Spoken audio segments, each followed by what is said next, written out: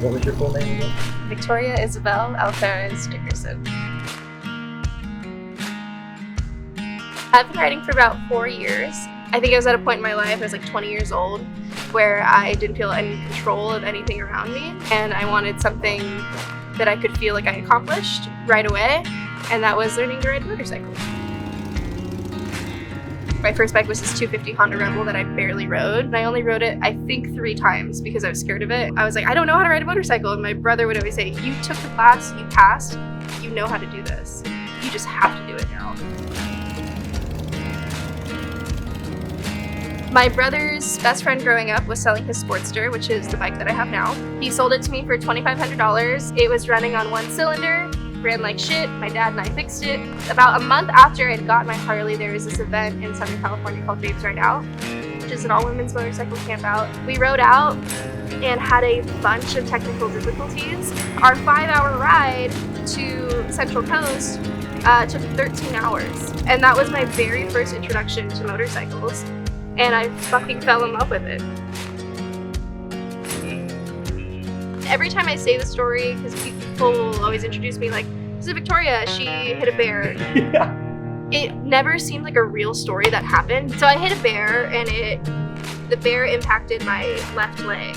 And it pretty much like squished it into my bike, so I had gnarly bruising on my calf and then the arch of my foot. And it started to swell, and I had to keep it wrapped, and I had somehow did not break a bone. The bear was shot twice by a state trooper, and I cried. There's nothing that'll make you more thankful to continue breathing than something that is so far out of your control to happen to you and to walk away from. Yeah. But a lot of really terrible things happen to people who ride motorcycles. And that was probably one of the least terrible things to happen to someone who rode a motorcycle because I'm still alive. Yeah. Very, very close call.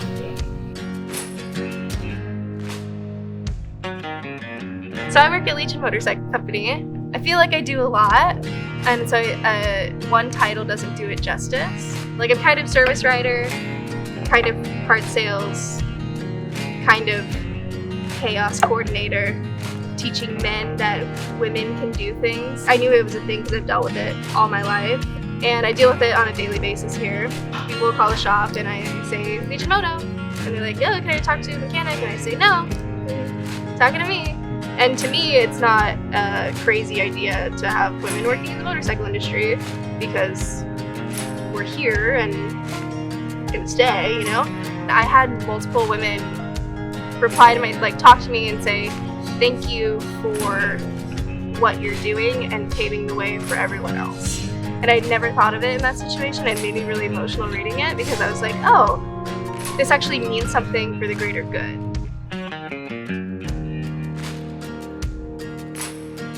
I think my overarching moto community, my Victoria's community that I'm a part of, whether that's Portland, Southern California, or all the way in Wisconsin, it is just about having fun and having an escape from this terrible world that we live in. I think one of the things that is most underestimated within the motorcycle community is community and how it's more than just riding these 2-wheel silly little motors around and doing silly little things.